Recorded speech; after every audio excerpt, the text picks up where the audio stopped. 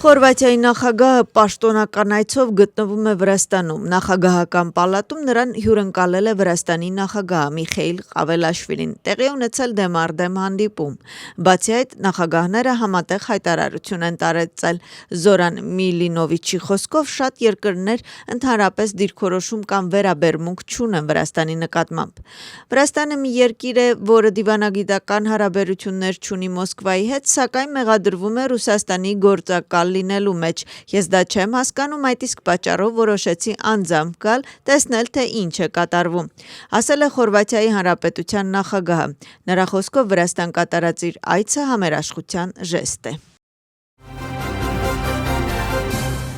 Այսօր Վրաստանի կառավարությունը հաստատել է պետական համալսարաններում ուսանողների ընդունելության քվոտները։ Իրակլի Կոբախիձեի խոսքով քվոտները որոշվում են բարձրագույն կրթության բարեփոխումների հայեցակարգով սահմանված մեկ քաղաք, մեկ ֆակուլտետ սկզբունքին համապատասխան։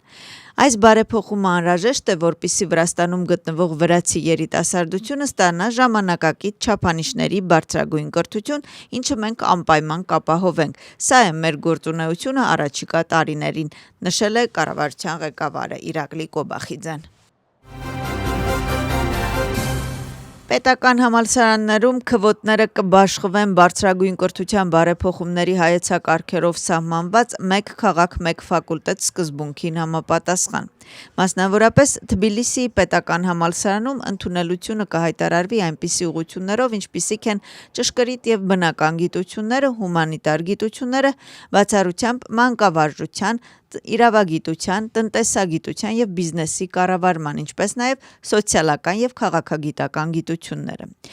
Վրաստանի տեխնիկական համալսարանում ընդունելությունը կհայտարարվի ինժեներական եւ տեխնիկական առարկաներից։ Թբիլիսիի պետական բժշկական համալսարանում ընդունելությունը կհայտարարվի բժշկական մասնագիտություններից, իսկ Իլիայի պետական համալսարանում ընդունելությունը կհայտարարվի մանկավարժության ծրագրում եւ STEM մասնագիտություններում։ Սոխումի պետական համալսարանում ընդունելությունը կհայտարարվի գյուղատնտեսական մասնագիտությունների, վրաց-աբխազական լեզվի եւ գրականության, ինչպես նաեւ մանկավարժության մասնագիտությունների գծով։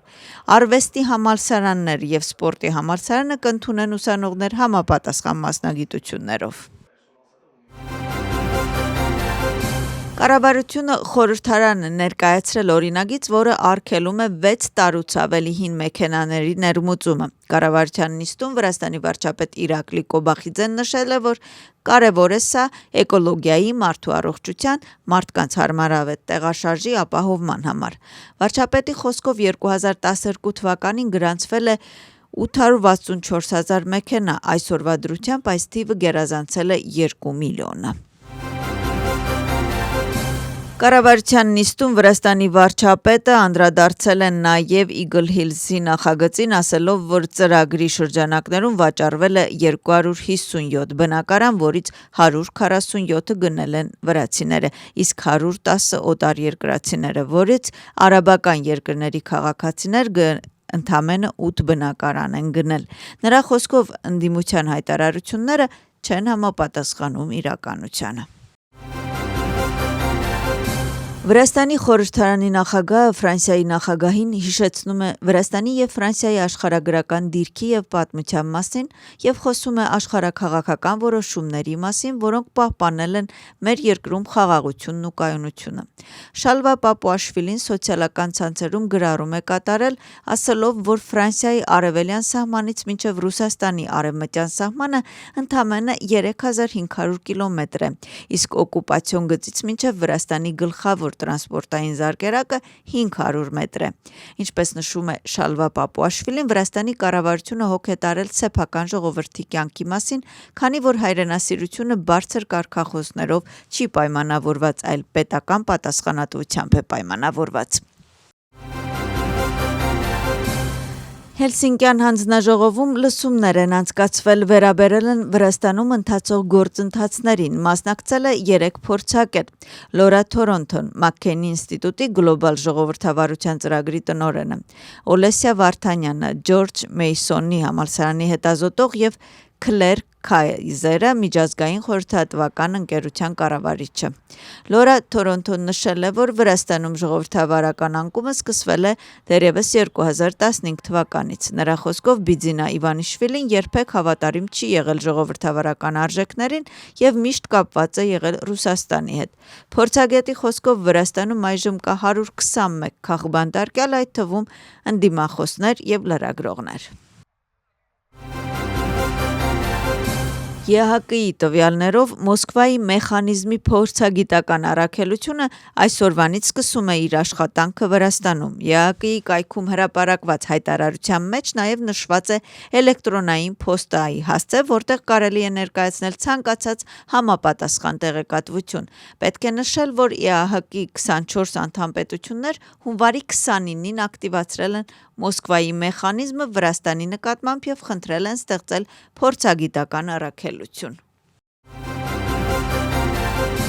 Թբիլիսիի քաղաքային դատարանում տեղի ունեցել դատական նիստ կապված հոկտեմբերի 4-ին Աթոնելիի պալատի մոտ տեղի ունեցած ձախողված հեղաշրջման փորձի հետ, որին մասնակցում էին կալանավորված անձիկ Պատա Բուրճուլաձեն, Մուրթազ Զոդելավան, Իրակլի Նադիրաձեն, Պատա Մանջգալաձեն, Լաշա Բերիձեն, Իրակլի Շաիշմելաշվիլին եւ եւս 5 անձ։ Այսօրվա դատավարության ընթացքում քննվել են մեղադրանքի կողմի ներկայացված ապացույցները։ Հարցաքննվել են մեղադրանքի կողմի վկաները, այդ թվում 1 ոստիկան, որ այս գործով տուժող է։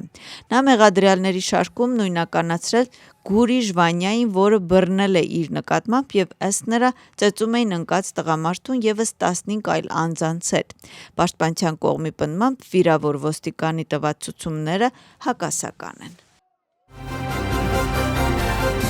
Կոալիցիա հանուն փոփոխությունների առաջնորդը Նիկա Գվարամյան ազատ արձակվեց բանտից, լքեց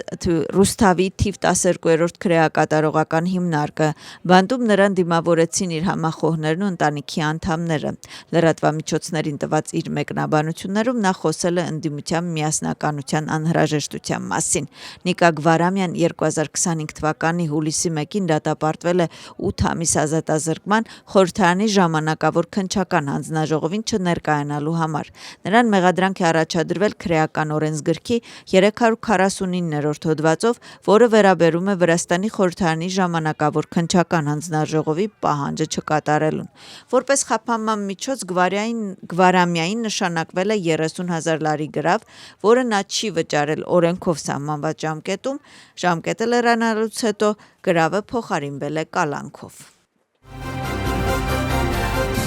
Ժամանակավոր խորհրդարանական հանձնաժողովը կդիմի խորհրդարանի նախագահին գների վերաբերյալ միջազգային ընկերություն հրավիրելու նախաձեռնությամբ։ Հանձնաժողովի նախագահ Շոթա Բերեկաշվիլիի խոսքով այս փուլում խնդիրը միայն սննդի եւ առաջնային սպառման ապրանքների ոլորտի ուսումնասիրությունն է։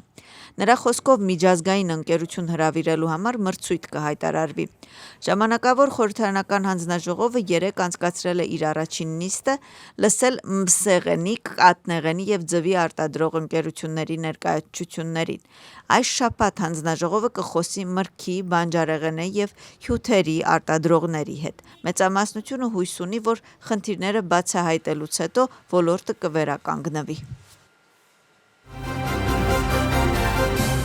Ներքին գործերի նախարար Գեկա Գելաձեն աշխատանքային հանդիպում է անցկացրել Թբիլիսի ոստիկանության դեպարտամենտի ղեկավարների հետ։ Հանդիպման ժամանակ նախարարը աշխատակիցներին ներկայացրել է դեպարտամենտի նորանշանակ փոխտնօրեն Թեյմուրազ Կուպատաձեին եւ մաղթել նրան հաջողություն։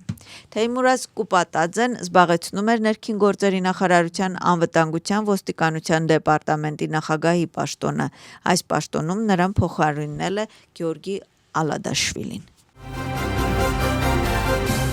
Հունգարիայի վարչապետի հայտարարությանը նախորդեց Ուկրաինայի նախագահի մեկնաբանությունը։ Ինչպես նշեց Վոլոդիմիր Զելենսկին, Ուկրաինան ամեն ինչ կանի, որպեսզի մինչև 2027 թվականը տեխնիկապես պատրաստ լինի Եվրամիությանը անդամակցելուն եւ նշում, որ երկիրը առնվազն կձեռնարկի հիմնական քայլերը։ Ուկրաինայի նախագահի խոսքով, եթե Միացյալ Նահանգների, Ռուսաստանի, Ուկրաինայի եւ Եվրոպայի կողմից ստորագրված համաձայնագիրը չներառի անդամակցության ամսաթիվ, Ռուսաստանը ամեն ինչ կանի գործընթացը խոչընդոտելու համար։ Ավելին, նրա խոսքով Ռուսաստանը դա կանի ոչ թե ինքնուրույն, այլ որոշակի եվրոպացի ներկայացուցիչների միջոցով։ Վրաստանի պատվիրակությունը առողջապահության առաջին փոխնախարար Իրակլի Սասանյայի գլխավորությամբ գտնվում է Ժնևում, որտեղ մասնակցում է տնտեսական, սոցիալական եւ մշակութային իրավունքների մասին դաշնագրի իրականացման վերաբերյալ զեկույցի քննարկմանը։ Միջոցառումը անցկացվում է ՄԱԿ-ի տնտեսական, սոցիալական եւ մշակութային իրավունքների կոմիտեի 79-րդ նստաշրջանի շրջանակներում։ Քննարկման ընթացքում վրացական կողմը կոմիտեի անդամներին տեղեկություն է տրամադրում երկրում իրականացված բարեփոխումների, ձեռք բերած առաջընթացի եւ առկա մարտահրավերների մասին։ Հիվանդությունների վերահսկման եւ հանրային առողջության ազգային կենտրոնում Խորվաթիայի առաջին տիկին հանրային առողջապահության փորձագետ Սանյա Մուշիկ-Միլանովիչը հանրային դասախոսություն է կարդացել առողջապահությունը ժամանակակից դարաշրջանում միասին առողջ ապրելակերպի համար թեմայով։ Դասախոսության ընթացքում խոսել է ժամանակակից դարաշրջանի առողջապահական մարտահրավերների, ոչ վարակիչ հիվանդությունների կանխարգելման կարևորության, առողջ ապրելակերպի խթանման անհրաժեշտության եւ պետության ու հասարակության համատեղ ջանքերի դերի մասին հանրային առողջության բարելավման գործում։ Միջոցառմանը ներկային առողջապահության նախարարը, Վրաստանի առաջին տիկինը եւ այլ հրավիրված հյուրեր։